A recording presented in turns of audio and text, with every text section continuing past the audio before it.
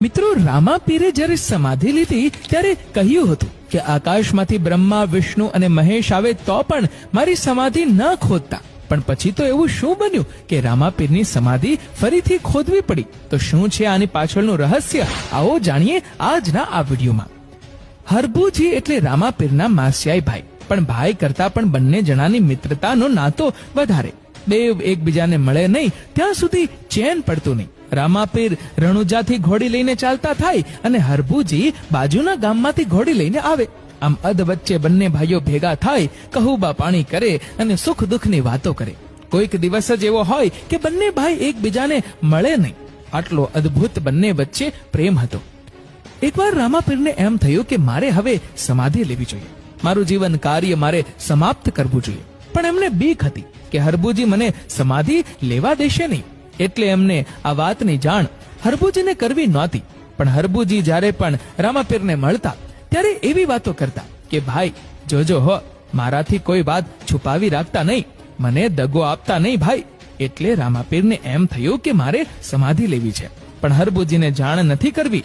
પછી તો પોકરણગઢમાં રામાપીરને સમાધિ લેવી છે એવી વાતની જાણ કરી. ત્યાં તો આખા પોકરણગઢમાં અને રાજમહેલમાં શોકનો માહોલ સર્જાઈ ગયો. માણસોને ખાવાનું પણ ઉતરતું નથી. ચારેય બાજુથી સાધુ સંતોને બોલાવ્યા, સગા વહાલાઓને તેડાવ્યા, પણ એકમાત્ર હરભુજીને જાણ કરી નહીં. પછી તો આખા પોકરણગઢના માણસો રામાપીરની સમાધિ જોવા જાય છે. રામાપીરની સમાધિ ખોદાય છે ત્યાં જ એમના ધર્મના માનેલા બેન ડાલીબેન રામાપીરને કહે છે કે ભાઈ, તમારી પહેલા મારે સમાધિ લેવાની છે. ત્યારે રામાપીરે કહ્યું, એની નિશાની શું? ડાલીબાઈએ કહ્યું કે સમાધિ ખોદો ને ત્યારે તેમાંથી આંટો અને દોરી નીકળે તો એ સમાધિ મારી છે.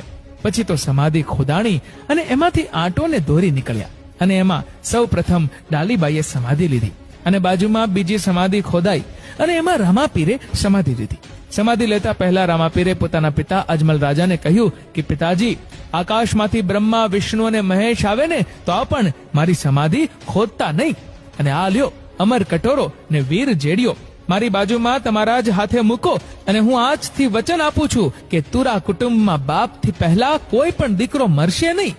આટલું બોલી અજમલ રાજાને વીર ગેડિયો આપ્યો અને એમના જ હાથથી એમને રામાપીરની બાજુમાં મૂકીને સમાધિ ઉપર માટી અને ફૂલ વાર્યા. પછી તો બધાય રાજમહેલ તરફ પાછા વળ્યા. આખા એ ગામમાં શોકનું વાતાવરણ સર્જાય છે.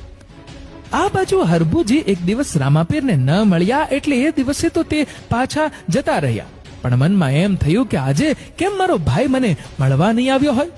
આમ વિચાર કરતા હતા ત્યાં તો પોકરણગઢથી એક માણસ ચાલતો ચાલતો આવે છે.